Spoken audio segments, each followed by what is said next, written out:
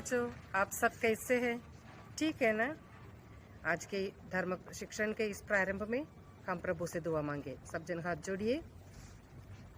हे प्रभु परमेश्वर, आज के इस शुभ अवसर के लिए हम आपको धन्यवाद देते हैं। पवित्र आत्मा को भेजकर हमें आलोकित कीजिए ताकि प्रेम के रास्ते में चलकर हम प्रभु की नमूना अपनाए। पिता, पुत्र और पवित्र आत्मा के नाम पर आमीन। जय यीशु बच्चों।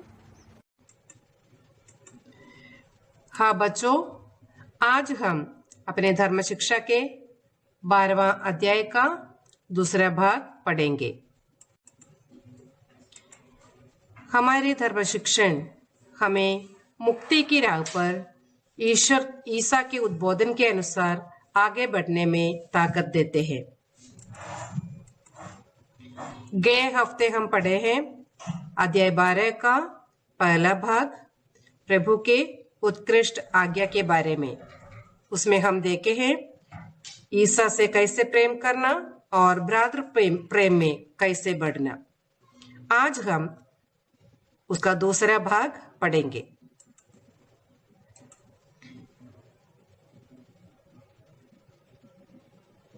इसमें हम देखेंगे ईसा का आह्वान के बारे में। प्रभु हमें क्या आह्वान देते हैं?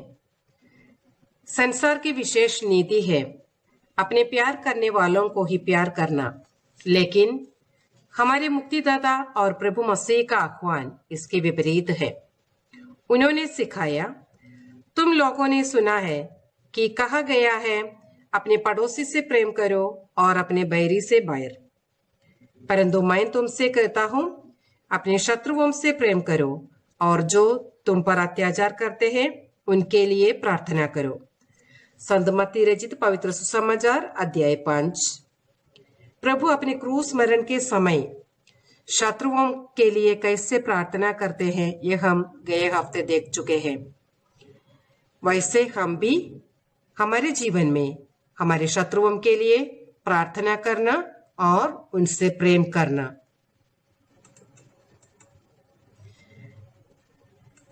ईसा हमें यह स्पष्ट करते हैं कि शत्रु प्रेम में हम कैसे आगे बढ़ेंगे। ईसा हमें सिखाते हैं, अपने शत्रुओं से प्रेम करो, जो तुमसे बैर करते हैं उनकी भलाई करो, जो तुम्हें शाप देते हैं उनको आशीर्वाद दो, जो तुम्हारे साथ दुर्व्यवहार करते हैं उनके लिए प्रार्थना करो, जो तुम्हारे एक गाल पर थप्पड़ मारता है दूसरा भी उनके सामने कर दो। इस प्रकार शत्रु से प्रेम करने के कई मार्ग ईसा ने हमें सिखाया है। हमारे दैनिक जीवन में इन मार्गों पर चलकर हम भी शत्रु से प्रेम करना है। एक हम संत लूकास रचित पवित्र सुसमाचार अध्याय 6 में पढ़ सकते हैं। प्रभु हमें सिखाया प्रार्थना है, हे हमारे पिता। संत मत्ती रचित पवित्र सुसमाचार अध्याय 6 वाक्य 12 में हम पढ़ेंगे। उस प्रार्थना द्वारा प्रभु हमें सिखाया है कि आदर्श प्रार्थना का महत्वपूर्ण भाग क्या है। प्रभु सिखाया है, हमारे अपराध हमें क्षमा कर, जैसे हमने भी अपने अपराधियों को क्षमा किया है। जब हम प्रभु से प्रार्थना करते हैं कि हमारे पापों की क्षमा के लिए, उसके पहले हम अपने अपराधियों को क्षमा देना है। यह प्रार्थना भी यह संदेश हमें देते हैं। इसका अर्थ है, अगर हम दूसरों को क्षमा नहीं करेंगे तो ईश्वर हमको भी क्षमा नहीं करेंगे। शत्रु प्रेम के महत्व के बारे में यह हमें अवगत कराता है। पापों में गिर जाना मानवीय है, लेकिन क्षमा करना ईश्वरीय है। हम भी पाप में गिरते हैं, दूसरे जन भी पाप में गिरते हैं, लेकिन जैसे हमको प्रभु की क्षमा मिलते हैं वैसे हम भी दूसरों को क्षमा देना है। इसलिए शत्रुओं की क्षमा प्रदान करते हुए, उनसे प्रेम करते हुए और उनके लिए प्रार्थना करते हुए हम शत्रु को मित्र बनाकर स्वीकार करें जब हम दूसरों को क्षमा देते हैं, उनके लिए प्रार्थना करते हैं, तब हमारा सब शत्रु मित्र बन जाते हैं। जब हम दूसरों को क्षमा करते हैं, तब हम ईश्वरीय स्वभाव में शामिल हो जाते हैं। हम भी प्रभु के जैसे ईश्वरीय स्वभाव में शामिल हो जाते हैं। अब हम देखेंगे ईसा द्वारा दिया हुआ नई आज्ञा क्या है। आपको याद होगा, हर साल जब हम पवित्र सप्ताह मनाते हैं, गुरुवार के दिन जैसे प्रभु ने अपने चेलों का पांव धोए हैं, उसका स्मरण करते हैं। उस अंतिम ब्यालू के वक्त, अंतिम भोजन के समय, ईसा ने अपने शिष्यों के पैर धोए और उन्हें अंगोछे से पोंछा। प्रेम और विनम्रता का सबसे बड़ा प्रमाण देने के बाद ईसा ने अपने शिष्यों से कहा, मैंने तुम्हें एक उदाहरण दिया है। प्रभु एक नमूना बन गया है हमारे लिए। वो नमूना क्या है, हम देखेंगे। मैं तुम लोगों को यह नई आज्ञा देता हूं, तुम एक दूसरे को प्यार करो। जिस प्रकार मैंने तुम लोगों को प्यार किया, उसी प्रकार तुम भी एक दूसरे को प्यार करो। यदि तुम दूसरे की प्यार करोगे, तो उसी से सब लोग जान जाएंगे कि तुम मेरे शिष्य हो। तो हमारा आपसी प्रेम के द्वारा लोगों को मालूम होना है कि हम प्रभु का शिष्य है, हम क्रिस्तीय है। तो हर एक क्रिस्तीय का साइन है, नमूना है, निशान है प्रेम। अब हम देखेंगे दया के कार्य क्या क्या है, दया का कार्य का क्या मतलब है। सभी आज्ञाओं की व्याख्या एवं स्पष्टीकरण देकर ईसा ने उन सबों को प्रेम की एक आज्ञा में संग्रहित किया। हम पढ़ चुके हैं, ईश्वर परमेश्वर हमें मूसा द्वारा 10 आज्ञाएं दिया है। उन 10 आज्ञाओं को प्रभु ने 2 आज्ञाओं में संग्रहित किया, लेकिन इन दोनों आज्ञाओं का सत्ता है, उनका मतलब है प्रेम। ईसा ने शिष्यों से आग्रह किया, जिस प्रकार मैंने तुम लोगों को प्यार किया, उसी प्रकार तुम भी एक दूसरे को प्यार करो। जैसे प्रभु ने हमें प्यार किया है, वैसे हम आपस में प्यार करना है। इस प्रेम को प्रकट करने के मार्ग है दया के कार्य। आपसी प्रेम में और ईश्वर प्रेम में आगे बढ़ने की हमारा निशान है हमारा दया के कार्य।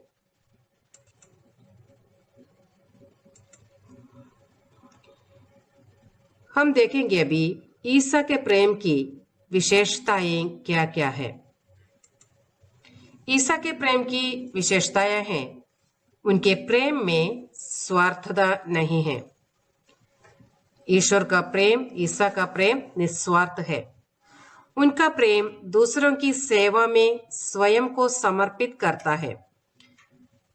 कुछ लाभ के लिए वो कभी नहीं ढूंढता, वो सभी हमेशा दूसरों की सेवा के लिए समर्पित किया है। शत्रुओं को भी क्षमा करता है। वो हम देख चुके हैं प्रभु के क्रूस मरण के द्वारा। उनका प्रेम किसी शर्त पर आधारित नहीं, वह त्यागपूर्ण प्रेम है। उनका प्रेम सबको ईश्वर की ओर खींच लेता है। जब हम किसी को प्यार करता है, हम क्या करते हैं, उनको हमारी ओर खींचता है। लेकिन ईसा का प्रेम की विशेषता यह है कि वह सबको परमेश्वर की ओर खींच लेता है। तो हमारे प्रेम में भी इन सब विशेषताएं होना चाहिए। ईसा के प्रेम की यह विशेषताएं हमारे प्रेम में होने पर हम ईश्वर के राज्य का सहभागी बन जाते हैं। तब हम हकीकत में उनके शिष्य बन जाते हैं। प्रेम में बढ़ने और प्रेम में बने रहने में हमें सक्षम होना चाहिए।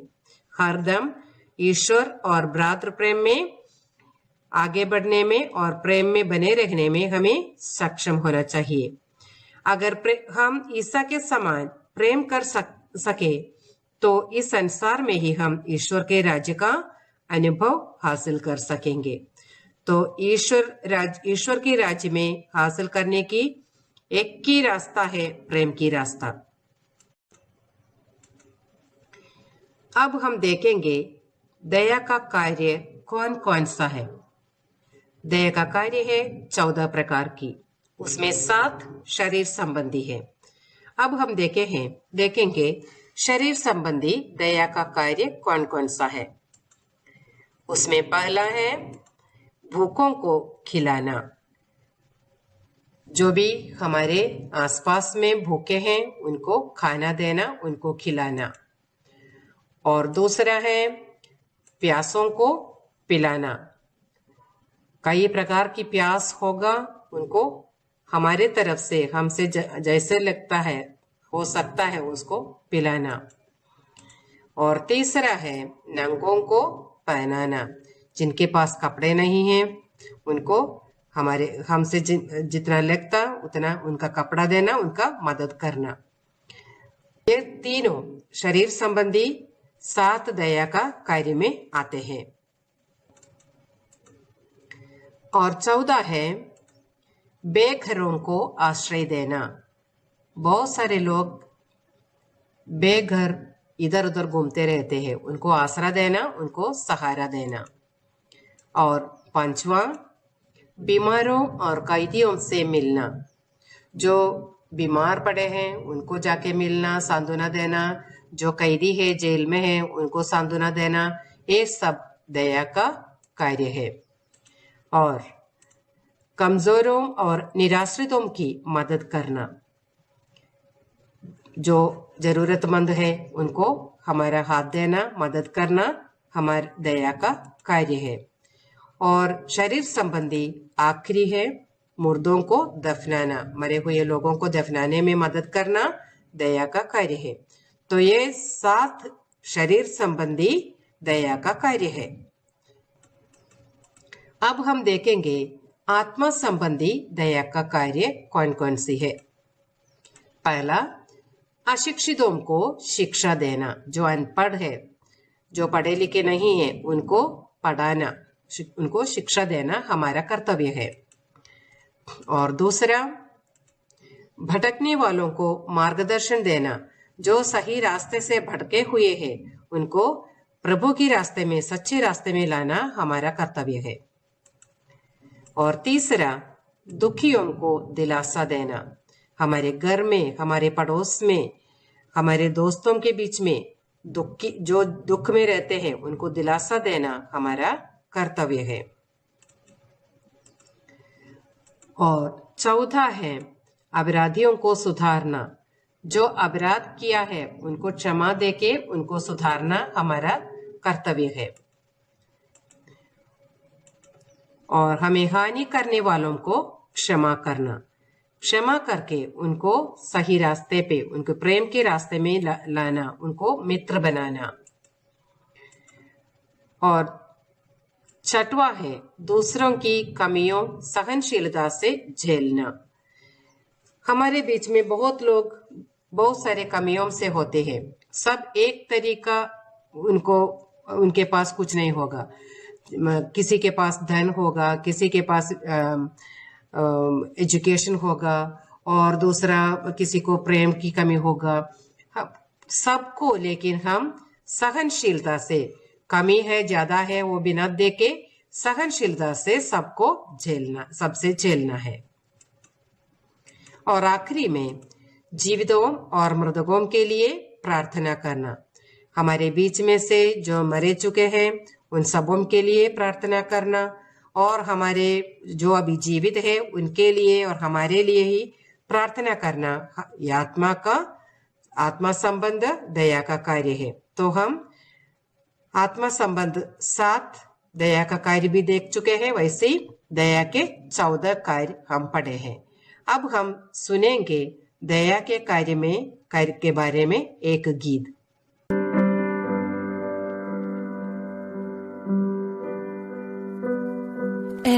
day in this world, someone needs your love. Every night in this world, someone needs your care. Open your heart to light, let the grace shine down on you. Open your heart to light, let the grace shine down on you. Every place in this world needs a helping hand, why not you? Every smile in this world has a story to tell, listen to truth. Open your heart to light, let the grace shine down on you. Open your heart to light, let the grace shine down on you.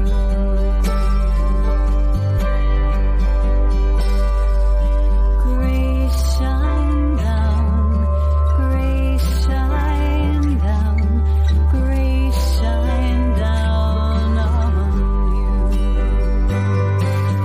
Grace shine down, grace shine down, grace shine down on you.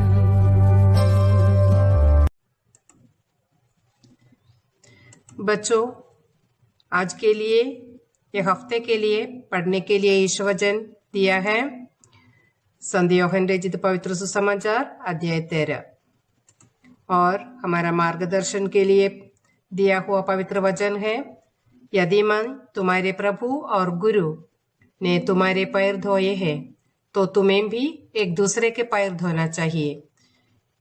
ये वचन भी लिया है संत योहन रचित पवित्र सुसमाचार अध्याय 13 से।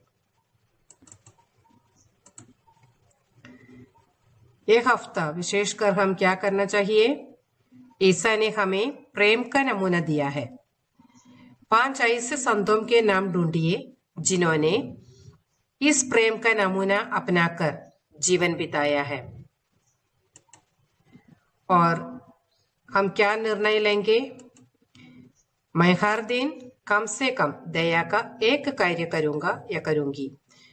शारीरिक दया का काम होगा और आत्मा संबंधी दया का काम होगा, कुछ भी कम से कम एक दया का कार्य हर दिन हम करना चाहिए। और हम कुछ प्रश्नों का उत्तर ढूंढेंगे। पहला, ईसा के प्रेम की विशेषताएं क्या क्या है? हम देख चुके हैं ना बच्चों, याद है क्या? ये अपने किताब में लिखिए। दूसरा, दया के कार्य कितने हैं और कौन कौन से हैं?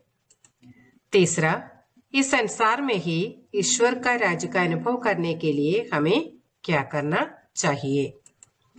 चौथा, प्रभु मसीह का प्रेम संसार की नीति से कैसे विपरीत होते हैं? तो इन चारों प्रश्नों का उत्तर ढूंढकर अपने किताब में लिखिए और हर दिन हमारे जीवन में प्रेम की आज्ञा का पालन करने के लिए हम कोशिश करेंगे। प्रभु आपको आशीर्वाद दे। धन्यवाद।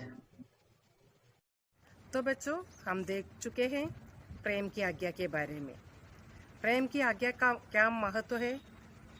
प्रेम की आज्ञा हमें दया के कार्य करने के लिए हमें आमंत्रित करते हैं। तो हम देख चुके हैं दया के कार्य कौन कौन से हैं। हमारे दैनिक जीवन में भी हम यही प्रैक्टिस कर लेंगे। ठीक है, प्रार्थना करें। हे त्रित्वैक परमेश्वर, हम आपको धन्यवाद देते हैं क्योंकि आपने प्रेम की एक नमूना हमें दिया है। हमारे दैनिक जीवन में दया के कार्यों को निभाकर हमारा जीवन सफल बनाने की ताकत हमें दीजिए। पिता, पुत्र और पवित्र आत्मा के नाम पर आमीन।